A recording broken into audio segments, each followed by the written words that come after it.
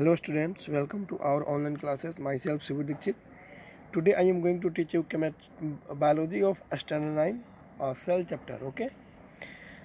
As we know that our cell chapter is going on and some topics we have completed. Today we have to complete endoplasmic reticulum and some other topics. Okay. In earlier video I have told about protein factory and I have told that ribosome is called factory of protein. Ribosome is called factory of protein. मैंने आपको बोला था कि ribosome protein बनाता है. क्यों बनाता है मैंने आपको क्वेश्चन कराया था और इसीलिए इसको हम राइबोसोम को प्रोटीन की फैक्ट्री बोलते हैं. आज हम बात करेंगे प्लेटफॉर्म ऑफ प्रोटीन. किसकी बात करेंगे? Platform of protein. तो देखिए यहाँ पे बेसिकली इंडोप्लाज्मिक रेटिकुलम जो है आपका या प्रोटीन का प्लेटफॉर्म माना जाता है. ठीक है, या क्या है? प्रोटीन का प्लेटफॉर्म है. एक्चुअल में होता क्या है? It is the framework structure of our cell which floats in cytoplasm with fixed point. अब देखिए float मीन्स तैरना, with fixed point इसका मतलब क्या है? जैसे कि आपने जनरली रिवर्स वगैरह या पॉन्ड में किसी बॉडी को फ्लोट करते हुए देखा होगा. अब देखिए फ्लोट दो तरह के होते हैं. होता है फिक्स पॉइंट पे फ्लोट करना और एक फ्रीली फ्लोट करना. जैसे बोट है जो आपके नाम है वो एक फिक्स पॉइंट पे फ्लोट नहीं करता है, वह रिवर के इस एंड से इस एंड तक चलते हुए आता है. ठीक है, तो उसको बोलते हैं फ्रीली फ्लोट. उसको हम क्या बोलते हैं? Freely float. ठीक है, जैसे यहाँ से चलना शुरू किया, तैरते तैरते यहाँ तक आया, that is called freely float. आप किसी ऑब्जेक्ट को नदी में फेंक दो, तैरते हुए पूरा नदी में घूमते रहेगा, that is called freely float. यानी तैर रहा है और घूम रहा है, that is called freely float. But यहाँ पे है that is fixed float. Cytoplasm with fixed point. यानी कि साइटोप्लाज्म में इंडोप्लाज्मिक रेटिकुलम फ्लोट तो करेगा लेकिन एक फिक्स पॉइंट के थ्रू. जैसे मान लीजिए आपका एक रिवर है और आपने किसी चेन से एक बोट को फिक्स कर दिया, तो ये बोट फ्लोट करेगा लेकिन इसी पॉइंट पे फ्लोट करेगा, तो इसको हम बोलते हैं फिक्स फ्लोट. ठीक है, तो इंडोप्लाज्मिक रेटिकुलम जो है आपका यह फिक्स होकर के फ्लोट करता है. कहाँ पे? तो साइटोप्लाज्म. यानी यह एक पॉइंट पे स्थिर रहता है, फिक्स रहता है, और साइटोप्लाज्म में फ्रीली फ्लोट ना करके फिक्स फ्लोट करता है. ठीक है, अब जब यह फिक्स फ्लोट करता है यानी इसका एंड कहीं ना कहीं कनेक्ट होगा. तो देखिए इस इंडोप्लाज्मिक रेटिकुलम के दो एंड होते हैं. One end of endoplasmic reticulum, इसको शॉर्ट में ER लिखते हैं, बड़ा ER. ओके, और बीच में डॉट मत दीजिएगा. ओके, बीच में डॉट देना वो इंजीनियर हो जाता है. ठीक है, but endoplasmic reticulum without dot हम इसको सिर्फ ER लिखते हैं. Okay, so the one end of endoplasmic reticulum is connected to the nucleus और nuclear membrane and its second end is connected to the cell membrane. मैंने आपको diagram में बोला था कि सेल मेम्ब्रेन हो गया और न्यूक्लियर मेम्ब्रेन हो गया और बीच में होता है साइटोप्लाज्म. तो यह जो है साइटोप्लाज्म में फ्लोट कर रहा है, तो इसके एक इन न्यूक्लियर मेम्ब्रेन से और एक इन सेल मेम्ब्रेन से क्या होगा? कनेक्टेड होगा. तो ये था आपका इंडोप्लाज्मिक रेटिकुलम. तो इसमें हमने देखा कि इंडोप्लाज्मिक रेटिकुलम की लोकेशन क्या है? तो इन द साइटोप्लाज्म. और यह क्या करेगा? आपका फ्रीली फ्लोट करेगा या फिक्स फ्लोट करेगा. तो आपका आंसर क्या होगा? फिक्स फ्लोट करेगा. इसके एक इन किससे कनेक्ट होंगे? न्यूक्लियर मेम्ब्रेन से, और एक इन सेल मेम्ब्रेन से कनेक्ट होगा. अब यह दो तरह के होते हैं. मैं आपको इसके दोनों टाइप्स बताता हूँ. एक होता है रफ इंडोप्लाज्मिक रेटिकुलम, इसको शॉर्ट में RER बोलते हैं.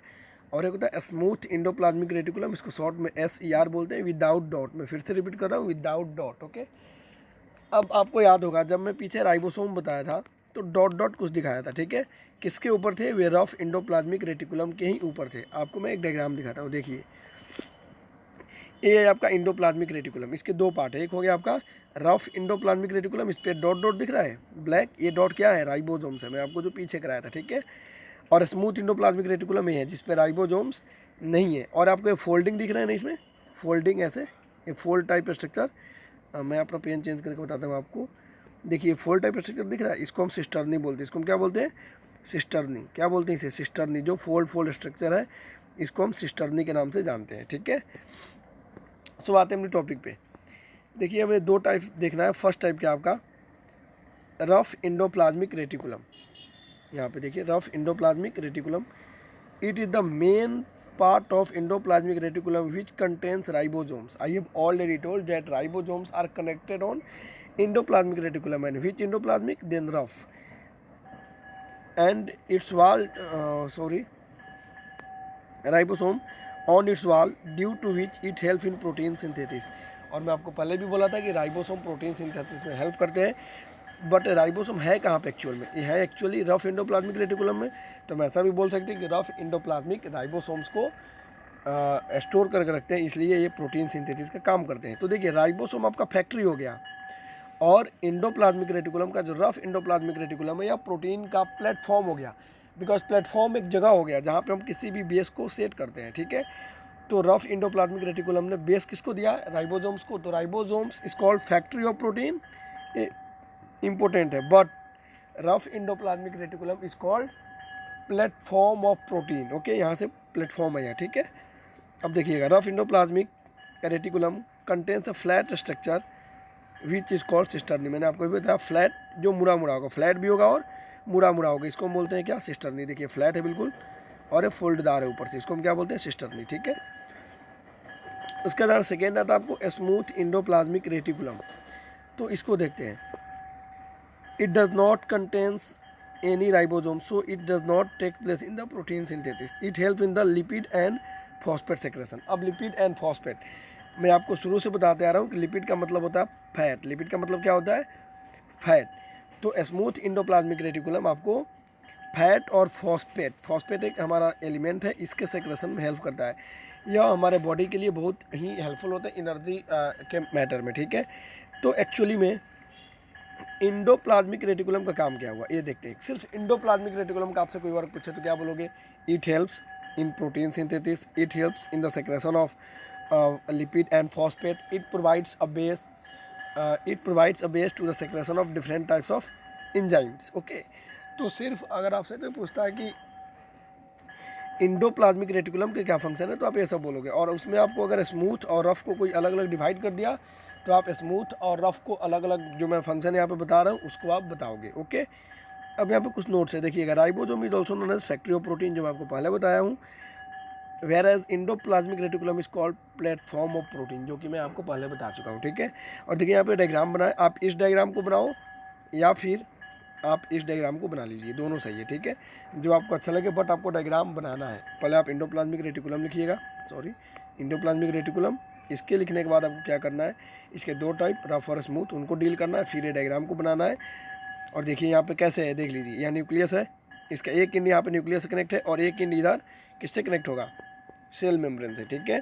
और ये राइबोसोम्स पर डॉट डॉट है, ये सिस्टर्नी हो गया, ये स्मूथ इंडोप्लाज्मिक रेटिकुलम और रफ इंडोप्लाज्मिक रेटिकुलम। तो ये था आपका इंडोप्लाज्मिक रेटिकुलम। इसका मेन काम क्या है, प्रोटीन सिंथेसिस और फैट और लिपिड का सेक्रेशन करना। हमें मेन फंक्शन सीखना है, ठीक है। तो इंडोप्लाज्मिक रेटिकुलम का मेन फंक्शन क्या है, प्लेटफॉर्म है प्रोटीन का और फैट यानी लिपिड्स और कुछ अदर एलिमेंट्स का सेक्रेशन करना, ठीक है। उसके बाद हम नेक्स्ट टॉपिक को देखेंगे, वो है हमारा माइटोकॉन्ड्रिया। क्या है, माइटोकॉन्ड्रिया। चलिए माइटोकॉन्ड्रिया पे आते हैं। ठीक है, mitochondria it is a main part of cell which is called powerhouse of cell. Cellular respiration takes place in mitochondria, in which mitochondria oxidize carbohydrates, fat, lipids, or protein and provide 38 ATP energy. Mitochondria exist in three form, that is cylindrical shape or rod shape, okay, और spherical shape and bounded by double layer membrane. मैं तो आपको पहले भी बोला था, इसके पीछे की वीडियोज़ में देखिए, मैंने आपको बताया था कि माइटोकॉन्ड्रिया एक डबल लेयर मेम्ब्रेन है। मैं वहाँ पे no layer membrane, single layer membrane और डबल लेयर मेम्ब्रेन करके सभी एलिमेंट्स को, सभी कंपोनेंट्स को डिवाइड किया था। तो आप उस वीडियो से कौन से सिंगल लेयर है, कौन से विदाउट लेयर और कौन से डबल लेयर, वो आप देख लीजिए। यहाँ पर मैं माइटोकॉन्ड्रिया के बारे में आपको डिस्कस करता हूँ। देखिए, माइटोकॉन्ड्रिया को हम सेल का पावर हाउस बोलते हैं और यह हमारे सेल का सबसे इम्पोर्टेंट पार्ट है। और माइटोकॉन्ड्रिया सिर्फ और सिर्फ, this is important, mitochondria is only and only found in animal cell. Mitochondria is only and only found in animal cell. होता क्या एक्चुअल में, माइटोकॉन्ड्रिया को यहाँ पर क्वेश्चन है कि पावर हाउस बोलते क्यों है। पावर हाउस का मतलब होता है शक्ति गृह, ऊर्जा गृह। होता क्या एक्चुअल में, देखिए, जब हम भोजन करते हैं, ठीक है, तो फूड हमारे बॉडी के अंदर जाता है, ठीक है। और जब हम रिस्पायरेशन करते हैं, यानी कि जब सांस लेते हैं, तो सांस लेने से हमारे बॉडी के अंदर ऑक्सीजन एंट्री करता है, ठीक है। और जब ऑक्सीजन एंट्री करता है, इसको ध्यान से देखिएगा, जब ऑक्सीजन हमारे बॉडी में जाता है, ठीक है, तो यह क्या होता है, हमारे ब्लड के साथ कंबाइन होता है। ब्लड में है हेमोग्लोबिन, ब्लड में क्या है, हेमोग्लोबिन। जब हेमोग्लोबिन ऑक्सीजन से कंबाइन होता है तो यह बनाता है ऑक्सी हेमोग्लोबिन। क्या बनाता है, ऑक्सी हेमोग्लोबिन। और जब रिस्पायरेशन कंप्लीट होता है तो बनता है CO2, और जब CO2 हेमोग्लोबिन से कंबाइन होता है तो ये बनाता है कार्बोक्सी हेमोग्लोबिन। यह क्या बनाते हैं, कार्बोक्सी हेमोग्लोबिन। अब देखिए होगा क्या, जब हम रिस्पायरेट करते हैं, ठीक है, फूड हमारे अंदर ऑलरेडी मौजूद है। जब ऑक्सीजन जाएगा, आपको पता है कि कोई भी सब्सटेंस ऑक्सीजन की प्रेजेंस में जलता है। जैसे आप मान लो उड़ लेते हो, ठीक है, अगर क्या ऑक्सीजन नहीं होगा, ऑक्सीजन मीन्स एयर नहीं होगा, तो क्या उड़ जल पाएगा? नहीं जलेगा, ठीक है। तो जलने के लिए, कंबस्शन के लिए ऑक्सीजन, एयर यानी ऑक्सीजन का होना कंपलसरी है। तो जब हम रिस्पायरेट करते हैं तो हमारे सेल के हर पार्ट में माइटोकॉन्ड्रिया मौजूद है। हर पार्ट में क्या है? माइटोकॉन्ड्रिया मौजूद है। ये क्या करते हैं? फूड पार्टिकल्स को ब्रेक करके एनर्जी रिलीज करते हैं। क्या रिलीज करते हैं? एनर्जी रिलीज करते हैं। और जब एनर्जी रिलीज करते हैं तो इसी से हम अपना वर्क करते हैं। तो जो ह्यूमन में रिस्पायरेशन होता है, ध्यान से समझिएगा, जो मेल में जो ह्यूमन में, जो मेल फीमेल्स कोई भी हो, एनिमल्स में जो रिस्पायरेशन होता है वो 2 स्टेप में होते हैं, ठीक है। एक होता है आपका सेल्यूलर रिस्पायरेशन, एक क्या होते हैं? सेल्यूलर रिस्पायरेशन, जो कि माइटोकॉन्ड्रिया में होता है। कहाँ पे होता है? माइटोकॉन्ड्रिया में।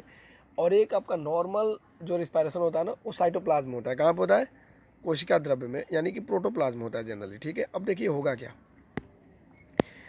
जब हम रिस्पायरेशन करेंगे, ठीक है, तो जब ऑक्सीजन की कंप्लीट उपस्थिति में करेंगे तब माइटोकॉन्ड्रिया फूड को ब्रेक करेगा और हमें एनर्जी प्रोड्यूस करेगा। इसीलिए माइटोकॉन्ड्रिया को पावर हाउस ऑफ सेल बोलते हैं। तो पहले माइटोकॉन्ड्रिया का काम क्या? माइटोकॉन्ड्रिया का मेन काम है हमारे सेल के लिए एनर्जी प्रोवाइड करना रिस्पायरेशन के थ्रू, ठीक है। और यही रीज़न है कि इसको हम लोग सेल का पावर हाउस बोलते हैं। अब देखिए माइटोकॉन्ड्रिया की वजह से ही मैं आपको ऑक्सीडाइज होता है। ऑक्सीडाइज का मतलब ऑक्सीजन का कंबाइन होना, ठीक है। कार्बोहाइड्रेट, फैट, लिपिड, ये सब क्या होता है? ऑक्सीडाइज होते हैं और हमें 38 एटीपी एनर्जी मिलता है। अब 38 एटीपी का क्या मतलब है? जब रिस्पायरेशन माइटोकॉन्ड्रिया में होता है तो हमें ऊर्जा मिलती है 38 एटीपी यूनिट है। इसका फुल फॉर्म होता है एडिनोसिन ट्राईफॉस्फेट। क्या फुल फॉर्म होता है? ADENOSINE, adeno TRI, try phosphate, PHOSPHATE, okay. Energy का ऐसा यूनिट जूल होता है। आपने सुना होगा 10 जूल, 12 जूल, बट जूल बहुत ही छोटा यूनिट है, ठीक है। हमें जब माइटोकॉन्ड्रिया में रिस्पायरेशन होता है तो उससे मिलती है एनर्जी, वो एटीपी के फॉर्म में मिलती है। ATP यानी कि एडिनोसिन ट्राईफॉस्फेट, यानी फॉस्फेट के 3 पार्टिकल्स होते हैं, ठीक है। और एक जो रिस्पायरेशन में आपको बोला जो कोशिका द्रव्य में यानी प्रोटोप्लाज्म होता है, ठीक है, उसमें आपको जनरली 2 एटीपी ऊर्जा मिलता है। कितना एटीपी ऊर्जा मिलता है? 2 एटीपी। वह एनारोबिक, जब ऑक्सीजन की उपस्थिति कम रहेगी तो वहाँ पे वो रिस्पायरेशन होता है, ठीक है। लेकिन माइटोकॉन्ड्रिया में आपको कंप्लीट रूप से फूड का जो है रिस्पायरेशन के परिणाम एनर्जी मिलता है। इसीलिए हम इसको क्या बोलते हैं? माइटोकॉन्ड्रिया को power house of the cell. अब माइटोकॉन्ड्रिया जनरली 3 शेप के होते हैं। या तो सिलिंड्रिकल शेप हो सकते हैं, सिलिंड्रिकल मीन्स इस शेप के, ठीक है, या तो रड शेप, या तो फिर वो जनरली स्फेरिकल शेप होते हैं, ठीक है। ये इनके 3 शेप होते हैं और ये डबल लेयर से घिरे होते हैं। अब देखिएगा mitochondria freely floats in the cytoplasm. मैंने अभी आपको बताया कि endoplasmic reticulum does not freely float. ये क्या है? फिक्स पार्ट से फ्लोट करते हैं। लेकिन माइटोकॉन्ड्रिया साइटोप्लाज्म में फ्रीली फ्लोट, यानी कि आपका यह फ्रीली फ्लोट करेगा। ये कहीं से भी फिक्स नहीं है, इसका कोई बाउंड्री किसी को टच नहीं करता, किसी से फिक्सेशन नहीं लगता है, ठीक है। अगला नोट है mitochondria can make their own protein for the reason mitochondria is also known as, that is also known as semi autonomous और सेल्फ प्रोटीन साइट। ये देखिएगा आप, एक और नोट लिखोगे यहाँ पे कि mitochondria having their own DNA. Mitochondria having their own यानी खुद का डीएनए होता है। डीएनए आपको मैं पीछे बता चुका हूँ, ठीक है, जब मैं न्यूक्लियस करा रहा था। जब मैं आपको डीएनए बता रहा था उस समय मैं आपको याद कीजिएगा क्रोमोजोम्स करा रहा था, ठीक है। और क्रोमोजोम्स के समय में डीएनए को डिटेल में बताया था। इनके जो फॉर्म होते हैं, ए फॉर्म, जेड फॉर्म, ये सब बताया हुआ था, ठीक है। इसका फुल फॉर्म भी आपको बताया हुआ था कि डाईऑक्सी राइबोन्यूक्लिक एसिड, ठीक है। तो आप पीछे की वीडियो से डीएनए की कन्फ्यूजन को क्लियर कर सकते हैं। यहाँ पे मैं आपको बताऊँगा माइटोकॉन्ड्रिया के पास अपनी खुद की डीएनए होती है। यहाँ पे नोट करके आप लिखिएगा कि that mitochondria having their own DNA. Own means खुद का, यानी यह किसी अदर पार्ट्स पे डिपेंड नहीं है। इनका डीएनए खुद है। और यही रीज़न है कि ये अपना खुद से प्रोटीन भी बना लेते हैं। मैंने अभी आपको बोला कि प्रोटीन सिंथेसिस में कौन हेल्प करेगा? राइबोसोम। बताया आपको किसकी सहायता से? तो रफ इंडोप्लाज्मिक रेटिकुलम की सहायता से। और यह प्रोटीन पूरे बॉडी में हेल्पफुल होगा। लेकिन हमारे शरीर में, हमारे सेल में जो माइटोकॉन्ड्रिया है, ये अपना प्रोटीन खुद से बना लेते हैं। इसीलिए इनको हम लोग सेल्फ प्रोटीन साइट या सेमी ऑटोमोनस, सेमी मीन्स कुछ, पार्शियल ऑटोमोनस यानी ऑटोमेटिक खुद से अपना बनाते हैं, इसलिए इनको हम बोलते हैं सेमी ऑटोमोनस। क्योंकि ये सिर्फ प्रोटीन बना पाते हैं, अदर एलिमेंट नहीं बना पाते खुद से, इसलिए इनको हम सेमी ऑटोमोनस बोलते हैं। और माइटोकॉन्ड्रिया के पास अपनी खुद की डीएनए होती है। तो अगर शॉर्ट फॉर्म में देखें तो माइटोकॉन्ड्रिया हमारे शरीर में वर्क के लिए एनर्जी प्रोवाइड करता है, इसीलिए इसको हम लोग पावर हाउस ऑफ सेल बोलते हैं। जब रिस्पायरेशन होता है तो माइटोकॉन्ड्रिया में ही कंप्लीट होता है, जिसके रिजल्ट में हमें 38 एटीपी एनर्जी मिलता है और इसी एनर्जी पे से हम काम करते हैं। एटीपी का फुल फॉर्म होता है एडिनोसिन ट्राईफॉस्फेट, ओके। और जहाँ तक बात है तो माइटोकॉन्ड्रिया के पास अपनी खुद की डीएनए है और माइटोकॉन्ड्रिया अपनी खुद की प्रोटीन सिंथेसिस करता है। और यह डबल लेयर मेम्ब्रेन है, यह सिलिंड्रिकल, रड या स्फेरिकल शेप, किसी भी शेप का हो सकता है। ये ओवरऑल आपका व्यू था माइटोकॉन्ड्रिया का। और यह सिर्फ और सिर्फ एनिमल सेल में पाया जाता है, ये भी आप नोट करके लिख लीजिएगा। Mitochondria is only found in animal cell. अब क्वेश्चन है sir that mitochondria is only found in animal cell, then from where plant cell obtain energy. अगर एनिमल सेल में माइटोकॉन्ड्रिया एनर्जी दे रहे हैं रिस्पायरेशन के थ्रू, अगर आपके सेल से माइटोकॉन्ड्रिया निकाल दिया जाए तो हम लोग डेथ कर जाएंगे। क्यों? क्योंकि माइटोकॉन्ड्रिया निकलेगा तो हम रिस्पायरेशन करेंगे, ऑक्सीजन अंदर जाएगा, बट हमें एनर्जी नहीं मिलेगा। क्योंकि माइटोकॉन्ड्रिया नहीं रहेगा तो फूड का ब्रेकडाउन होना इम्पॉसिबल है, अच्छे से नहीं हो पाएगा और एनर्जी नहीं मिल पाएगा। ठीक है, तो माइटोकॉन्ड्रिया के बिना हम अपनी लाइफ की एजम्पशन नहीं कर सकते। तो अब क्वेश्चन आता है कि सर प्लांट्स में कैसे होगा। तो देखिए, प्लांट्स में माइटोकॉन्ड्रिया की जगह होते हैं प्लास्टिड। क्या होते हैं? प्लास्टिड। और ह्यूमन में, मेल में, फीमेल में, एनिमल्स में कभी भी प्लास्टिड नहीं पाए जाते हैं। प्लास्टिड सिर्फ और सिर्फ पाया जाएगा प्लांट सेल में, और माइटोकॉन्ड्रिया पाया जाएगा सिर्फ और सिर्फ एनिमल सेल में। तो देखिएगा प्लास्टिड के बारे में, plastids are present only in plant cell, they are not found in animal cell. Just like mitochondria, plastids have their own DNA and ribosome. अब देख लीजिए, माइटोकॉन्ड्रिया के जैसा प्लास्टिड के पास भी अपनी खुद की डीएनए होता है और खुद की ये अपना राइबोसोम्स यानी प्रोटीन सिंथेसिस कर सकते हैं। भाई प्रोटीन सिंथेसिस का मतलब ही हो गया that they having their own ribosomes, क्योंकि राइबोसोम्स नहीं होगा तो प्रोटीन सिंथेसिस होना इम्पॉसिबल है। तो दो ऐसे भी सेल ऑर्गेनेल्स हैं, कौन कौन से? माइटोकॉन्ड्रिया और प्लास्टिड। माइटोकॉन्ड्रिया और प्लास्टिड ये दो ऐसे ऑर्गन हैं, सेल पार्ट है सॉरी, जो कि अपना खुद का डीएनए रखते हैं, खुद की राइबोसोम रखते हैं। ये बहुत इंपॉर्टेंट है, आपको सीधे एमसीक्यू पूछा जाता है। जैसे अभी आपको एएलपी का एग्जाम हुआ था, आपको पता होगा ना, असिस्टेंट लोको पायलट जो ट्रेन के ड्राइवर होते हैं, उसमें क्वेश्चन पूछा गया। आप 2019 की जो ग्रुप ए का सेट है रेलवे का, उसका आप गूगल से निकाल के देखिएगा। इसमें क्वेश्चन है name the two cell organelles which having their own DNA. तो उसका आंसर होता है आपका प्लास्टिड एंड माइटोकॉन्ड्रिया। ये दो ऐसे सेल ऑर्गेनेल्स हैं जिनकी अपनी खुद की डीएनए होती है, खुद की प्रोटीन साइट होती है, खुद की राइबोसोम्स होती है। तो माइटोकॉन्ड्रिया किसका हो गया? एनिमल का। और प्लास्टिड किसका हो गया? प्लांट का। अब प्लास्टिड के 3 टाइप होते हैं, ल्यूकोप्लास्ट, क्लोरोप्लास्ट एंड क्रोमोप्लास्ट। तो देखिए, ल्यूकोप्लास्ट या कलरलेस होता है, या कैसा होता है? कलरलेस, और प्लांट्स के रूट्स में पाया जाता है। कहाँ पाया जाते हैं? या प्लांट्स के रूट्स में, और जनरली कलरलेस यानी किसी भी कलर के नहीं होते। The colourless part of plants which are found in roots are called leucoplast. अब आते हैं क्रोमोप्लास्ट। देखिए, क्रोमोप्लास्ट कलरफुल पार्ट है बट अदर देन ग्रीन, यानी ग्रीन को छोड़ करके ये अदर किसी भी कलर के हो सकते हैं, और यह प्लांट के फल, फूल, इन जगहों पे पाए जाते हैं। The colourful part of plastids other than green is called chromoplast and these are found in fruits and flowers. ये कहाँ पाए जाते हैं? फ्रूट्स और फ्लावर्स में। ठीक है, आपको याद रखना है, क्योंकि देखिए आप फ्रूट्स, अच्छा एक सेकेंड, फ्रूट्स का मैंने नाम लिया। अब मैंगो जब कच्चा होगा, आपके माइंड में क्लिक कर रहा होगा सर तो वहाँ पे क्या है, क्या वो क्लोरोप्लास्ट है या क्रोमोप्लास्ट है? तो जब फ्रूट कच्चा है, यानी जब वो हरा कलर का है, जब भी ग्रीन कलर का होगा कोई भी बॉडी, तो उसमें क्लोरोप्लास्ट है। ठीक है ना, मैंने यहाँ पे फ्रूट तो लिखवा दिया आपको। ठीक है, तो देखिए फ्रूट जब पक गया आपका फ्रूट, तो उसमें क्रोमोप्लास्ट आ जाएगा। क्या आ जाएगा? क्रोमोप्लास्ट। क्लोरोप्लास्ट धीरे धीरे क्रोमोप्लास्ट में चेंज कर जाता है। और क्लोरोप्लास्ट क्या होगा? तो chloroplast are bounded by 2 layer membrane, it contains a green pigment called chlorophyll. ठीक है, क्लोरोप्लास्ट में क्या होते हैं? ग्रीन पिगमेंट, और इसको क्या बोलते हैं? क्लोरोफिल। और इसी क्लोरोफिल की वजह से प्लांट अपना भोजन खुद बनाते हैं।